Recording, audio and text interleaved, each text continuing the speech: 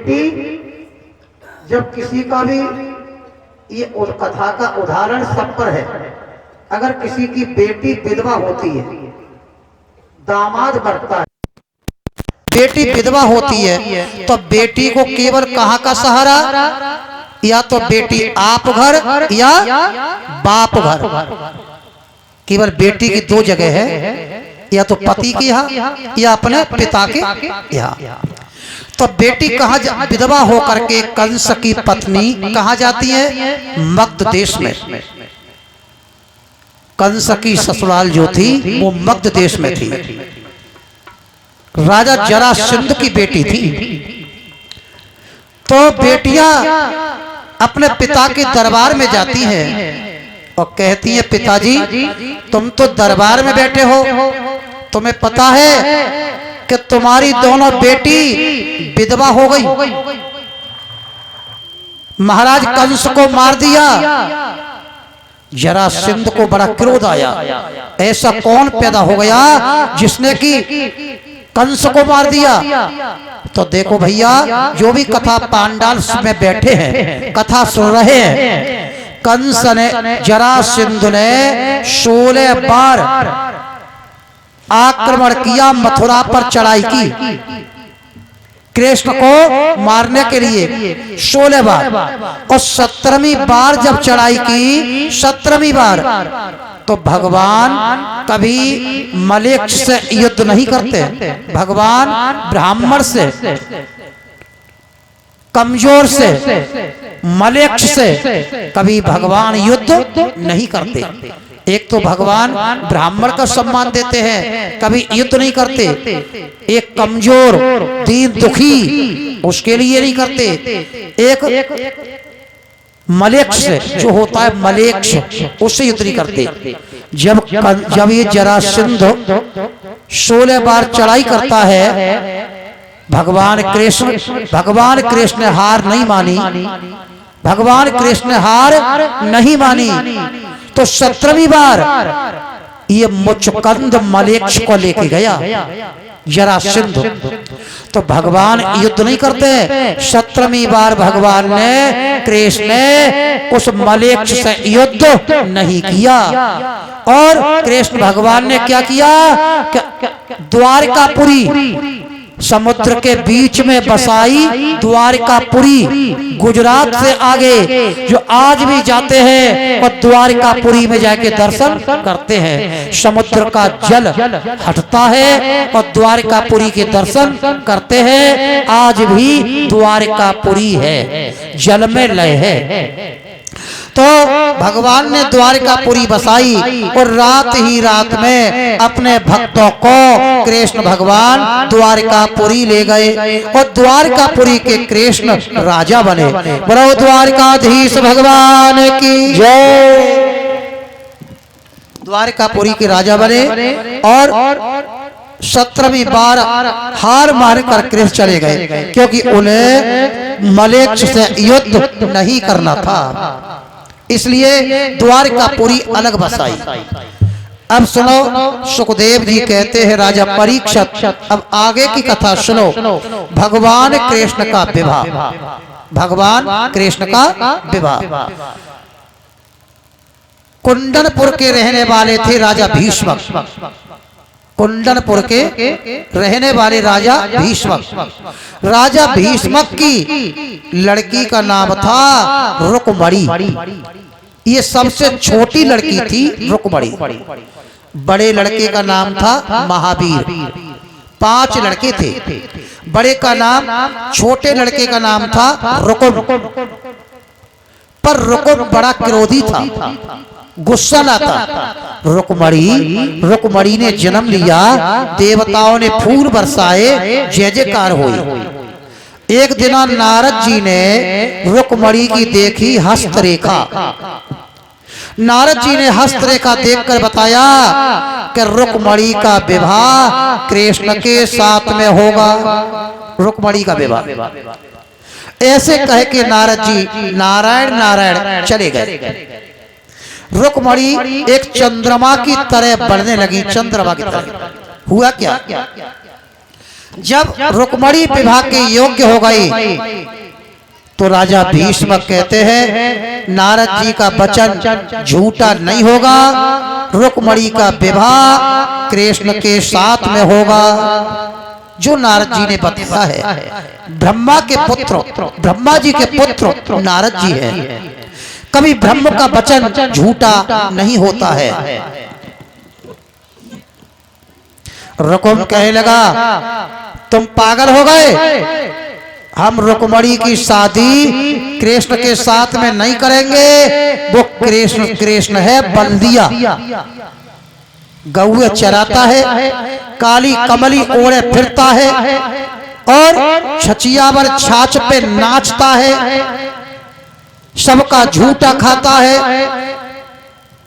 देवकी का विवाह, रुक्मणी का विवाह उसके साथ में नहीं करेंगे। हमारी बहन रुक्मणी ये चंद्रमा की तरह चमक रही है। रुक्मणी बहन हमारी सुंदर है और वो काला कौए जैसा रंग, ऐसे कुरूप की शादी हम नहीं करेंगे। भीष्म कहते हैं बेटा तू नहीं जानता, नारद जी का वचन झूठा नहीं होगा, नारद जी का वचन सत्य है। शादी कृष्ण के ही साथ में होगी। इस तरह से कहा तो भीष्म कहने लगे नहीं मानेगा नहीं। तो पंडित जी को बुलवाया रुकुम ने। पंडित जी पत्रा देखो, पंचांग देखकर ये बताओ कि रुक्मणी की शादी कृष्ण के साथ में शुभ है या शिशुपाल के साथ में शुभ है। रुकुम की इच्छा है कि रुक्मणी का विवाह करूंगा, चंदेरी का राजा शिशुपाल है, शिशुपाल के साथ में शादी होगी तो रुक्मणी पटरानी बन जाएगी, इसलिए शिशुपाल के साथ में विवाह करूंगा। तो पंडित जी ने जब पंचांग देखी तो पंडित जी ने कहा शादी शुभ है कृष्ण के साथ में, शिशुपाल के साथ में शादी शुभ नहीं है। रुकुम को क्रोध आया। रुकुम बोला सुनो पंडित जी तुम्हें बहुत दक्षिणा दूंगा और शिशुपाल के साथ में शादी शुभ बनाओ, नहीं तो फांसी लगवा दूंगा। पंडित जी बोले हम क्यों मरे? पंडित जी बोले हम क्यों मरे? जब तू नहीं मानता तो ठीक है, शिशुपाल के साथ में शुभ है। तो कहता है, रुकुम कहता है कि पंडित जी लगन पत्र का लिखो और लगन टीका लेके जाओ चंदेरी में और शिशुपाल को लगन टीका चढ़ा के आओ। आज पंडित जी लगन पत्र का लिखते हैं, चंदन से चौक पूरा रुक्मणी को बिठाया और रुक्मणी रो रही है और लेकर के पंडित जी लगन टीका को लेकर चल पड़े। पहुंचे चंदेरी में, शिशुपाल के लिए चंदन की चौकी पे बिठाया, चौक पूरा। जब शिशुपाल चंदन की चौकी पे बैठा तो सामने छींक भाई असगुन हो गए। जरासंध बोला शिशुपाल ये तेरी शादी अशुभ है, तेरी शादी में झगड़ा होगा, सामने से छींक हो रही है, शादी शुभ नहीं है।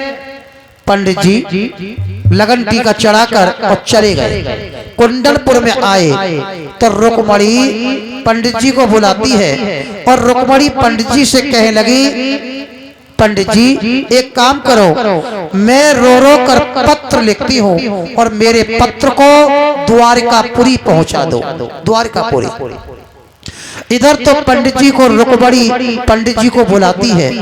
इतने में रुकुम आ जाता है और रुकुम कहता है बहना रुक्मणी रोती क्यों है? मैं तेरी शादी कर रहा हूँ राजा के साथ में, शिशुपाल राजा है, राजा से शादी होगी तो तू पटरानी बन जाएगी, रोती क्यों है? रुक्मणी कहने लगी नहीं भैया मैं शादी नहीं करूंगी, कटारी मार के मर जाऊंगी।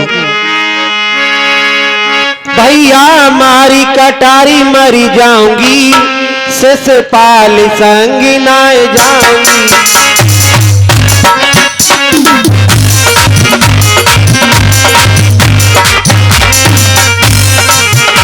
भैया मारी कटारी मर जाऊंगी, शिषपाल संग न जाऊंगी। भैया मारे कटारी मर जाऊंगी, शिषपाल नहीं, तुझे पता है बहन रुक्मणी, वो कौए जैसा रंग गौए चराता है, सभी का झूठा माखन खाता है, काली कमली ओढ़े फिरता बन बन गौए चराता है और सभी का झूठा माखन खाता है। ऐसे के साथ में विवाह करके पछताएगी और रंग तो कौए जैसा है, इसलिए शिषपाल के साथ में तेरी शादी करूंगा। ऐसे कह के रुकुम चला जाता है। पंडित जी से कहती है रुक्मणी, पंडित जी महाराज मैं पत्र लिखती हूँ और मेरे पत्र को द्वारकापुरी पहुंचा दो। तो रुक्मणी जी रो रो के पत्र लिख रही हैं, रो रो कर आंसू टपक रहे हैं। भगवान द्वारकाधीश भगवान कृष्ण को पत्र लिख रही है। सुध ले लो बंसी बाले तुम सुध ले लो,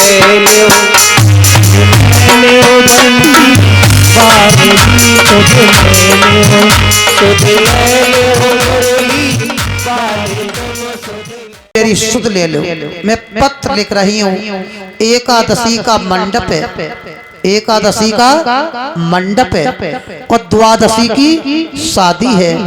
हे द्वारकाधीश, हे भगवान कृष्ण, तुम एकादशी को ही आ जाओ, एकादशी को आ जाओगे तो मैं मिल जाऊंगी, वरना वो शिषपाल हाथी घोड़ा ऊंट पाल की अपनी सेना को लेके आएगा और मुझे जबरदस्ती ले जाएगा, जबरदस्ती ले जाएगा। हे कृष्ण, मेरे पत्र को पढ़ते ही तुम द्वारकापुरी से चले आना और आए के मुझे ले जाना। ऐसे पत्र लिखती है और कहती है पंडित जी मेरे पत्र को द्वारकापुरी पहुंचा दो। पंडित जी बोले ये लड़की तो पागल हो गई, द्वारकापुरी यहाँ पर रखा है, द्वारकापुरी यहाँ से 750 कोस है द्वारकापुरी, और मेरा बुढ़ा शरीर है, लड़की पागल हो गई। पंडित जी मैं तुम्हें सोने के कंगन पहनाऊंगी। रुक्मणी बोली कपड़ा दूंगी, मेरे पत्र पहुंचा दो। पंडित जी बोले लड़की तो हट कर गई, बुढ़ा शरीर है, चला नहीं जाता। ठीक है, पंडित जी बोले मैं जा रहा हूँ, वो लड़की तो पागल है। पंडित जी पत्र लेके गए और पंडित जी ने क्या किया कि बाग में गए और बाग में कपड़ा बिछा के और पंडित जी बाग में जाके सो गए कि कल द्वादशी है, शिषपाल आएगा और रुक्मणी को ले जाएगा। बाग में सो रहे, इधर रुक्मणी कृष्ण का ध्यान लगाए बैठी है। तो द्वारकाधीश भगवान कृष्ण ने देख लिया कि पंडित जी पत्र लेके आ रहे हैं और बाग में सो रहे हैं और रुक्मणी रो रही है। भगवान कृष्ण द्वारकापुरी से नंगे पैरों दौड़े दौड़े आए और पंडित जी को उठाया और पंडित जी को उठा के द्वारकापुरी के पास में सुला दिया। बोलो द्वारकाधीश भगवान की। द्वारकापुरी के पास में सुला दिया।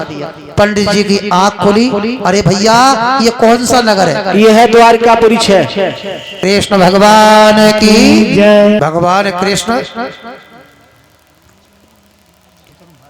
पंडित जी की आंख खुली। पंडित जी ने पूछा, पंडित जी बोले अरे भैया ये कौन सा नगर है? अरे मैं तो बाग में सो रहा था, बाग में, यहाँ पर कौन ले आया, यहाँ पर कैसे आ गया? पूछने लगे। राष्ट्र यात्री बोले ये है द्वारकापुरी। पंडित जी बोले द्वारकापुरी?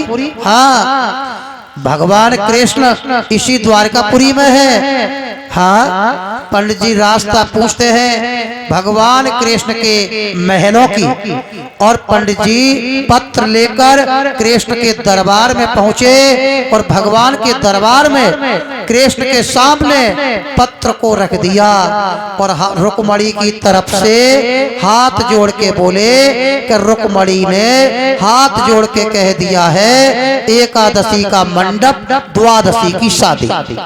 हे कृष्ण, अगर तुम नहीं पहुंचे तो रुक्मणी कटारी मार के मर जाएगी, पर तुम्हारे बिना वो शिशुपाल के साथ में नहीं जाएगी, प्राण छोड़ देगी। इसलिए श्याम सुंदर कृष्ण पत्र को पढ़ो और बहुत जल्दी चलो। भगवान कृष्ण ने जब पत्र पढ़ा तो रुक्मणी का पत्र पढ़ के कृष्ण के आंखों में आंसू आ गए और कृष्ण भगवान भी रोने लगे। रुक्मणी ने रो रो कर पत्र लिखा था। अब भगवान कृष्ण पंडित जी को लेके और रथ को लेके और कृष्ण भगवान चल पड़े कुंडलपुर को चल पड़े। और हमारी धोती वहीं पर रह गई। तो धोती नहीं दिवा देंगे तुम्हारे लिए? भगवान कृष्ण बोले कि नई धोती ले देंगे। पंडित जी बोले नहीं, हमारी तो वही धोती रह गई। तो देखो यहाँ पर एक बात आती है कि भगवान की बहुत लंबी बाहें हैं, ये बात यहाँ पे आती है।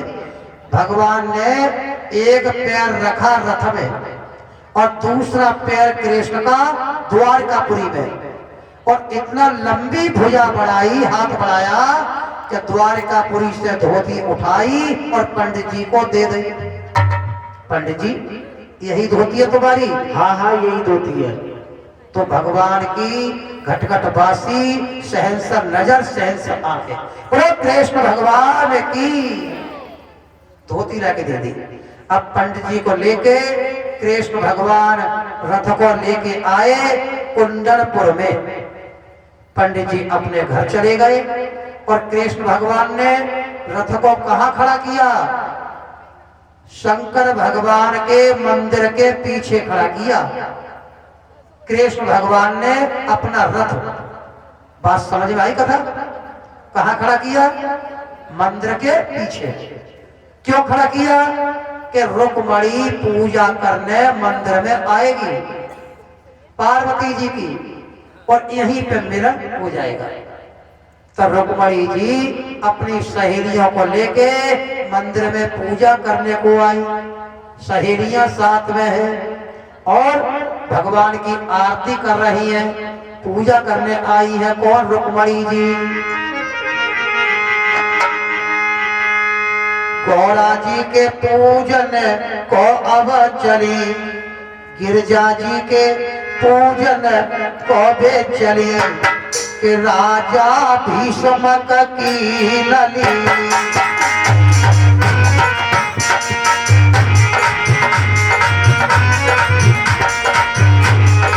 राजा भीष्म की लली, राजा भीष्म की लली, गिरजा जी के पूजन को भजनी, राजा भीष्म की।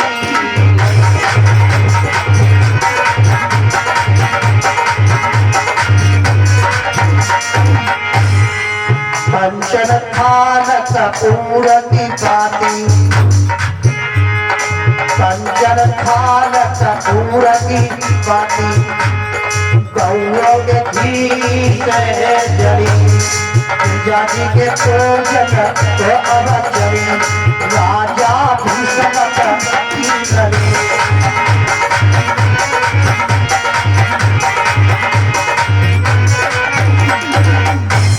रुक्मणी पार्वती जी मैया की पूजा कर रही है, आरता करती है, पूजा करती है और मैया से कह रही है, मैया मेरी लाज रख, माता मेरी लाज रख, मैंने तेरी पूजा की है रोजाना। द्वारकाधीश भगवान कृष्ण आए और मुझे ले जाए, नहीं तो मुझे मैया शिशुपाल दूल्हा बन के आ रहा है। पूजा करके पार्वती जी की और रुक्मणी मंदिर में से निकली तो भगवान कृष्ण ये देख रहे हैं, पता नहीं कि रुक्मणी कौन सी है। रुक्मणी जगदम्बा है, जगत माता है। रुक्मणी ने जिस हाथ में वो बनते ना कंगन है, कंगन कहते हैं, रुक्मणी ने वो कंगन वाला हाथ ऊपर को उठा दिया। भगवान समझ गए कि यही रुक्मणी है। भगवान कृष्ण ने हाथ पकड़ा और रुक्मणी को रथ में बिठा लिया। बोलो कृष्ण भगवान की। रथ में बिठा लिया। अब जो सहेलियां थी ना,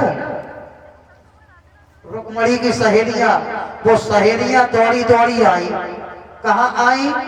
रुक्मणी के माँ के पास में।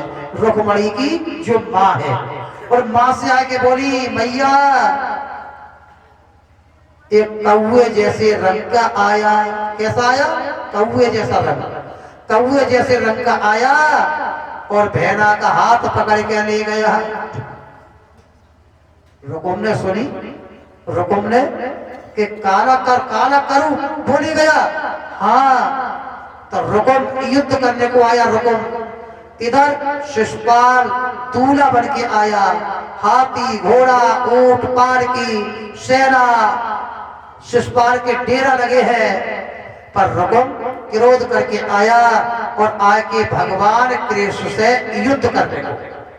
भगवान कृष्ण ने ऐसा युद्ध किया, ऐसा किया कि रुक्मणी के भैया को, रुकुम को बांध के रथ के पीछे डाल दिया। रथ के पीछे बांध के डाल दिया। सारा घमंड मट्टी मिला दिया। रुकुम को बांध दिया।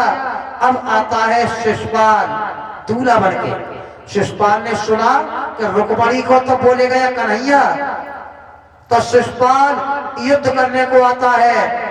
भगवान क्या लीला करते हैं कृष्ण, इतनी जोर से शिशुपाल के डेरा में आग लगी। शिशुपाल के डेरा में भगवान की माया आग लगी। शिशुपाल की सेना जली। शिशुपाल घबराया तो भगवान ने पानी बरसाया। पानी नहीं बरसा, पत्थर बरसा। जो पत्थर बरसा तो शिशुपाल की सेना मारी गई, कुछ भाग गए, हाहाकार मचने लगा। शिशुपाल अकेला रह गया। भगवान कृष्ण बोले, शिशुपाल मैं तुझे आज नहीं मारूंगा। क्यों? कि तेरी माँ ने मैं हुक्म कह दिया था कि शिशुपाल को बेटा मारना मत, 101 गलती तक क्षमा करना। तो आज वही समय है, तेरी माँ का मैं फर्ज अदा कर रहा हूँ। तेरी माँ ने जो कहा था, शिशुपाल मैं तुझे नहीं मारूंगा, 101 गलती तक क्षमा करूंगा। जब 101 गलती से ऊपर गलती करेगा तब मैं तुझे मार दूंगा। फिर पाप का घड़ा भर जाएगा और फूट जाएगा। तो भगवान कृष्ण ने शिशुपाल को 101 गलती तक क्षमा किया और नहीं मारा, छोड़ दिया। भगवान रुक्मणी को लेकर द्वारकापुरी चले गए। अब बलराम ने देखा ये कौन है? कि भैया ये रुक्मणी है। रुक्मणी, और ये बना कौन पड़ा है? बना हुआ ये है मेरा साला। अरे तेरे शादी चुपचाप शादी कर ले। भगवान कृष्ण ने जो लीला करी, भगवान कृष्ण ने जो लीला करी, बलराम महुना मरम न जाना, जो कछु प्रपंच रचा भगवाना। जो भगवान ने जो प्रपंच रचा, जो लीला करी, बलराम को भी नहीं बताई। बलराम बोले ये तेरा साला है। कहा ये मेरा साला है, तो साले की मेहरबानी ऐसी, खोलो। बलराम ने रुकुम के लिए रथ से खुलवाया और कहा कि अब तू रुक्मणी का कन्यादान लेगा। रुकुम बोला मैं बहन का कन्यादान लूंगा, मुझे बख्श दो, छोड़ दो, क्षमा कर दो। तो बलराम को दया आई, बलराम ने रुकुम को छुड़वाया।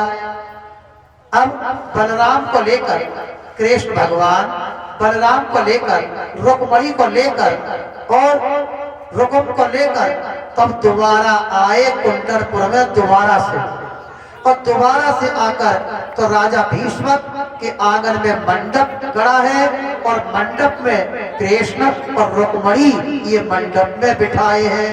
बोलो कृष्ण भगवान की जय। अब होगा कन्यादान।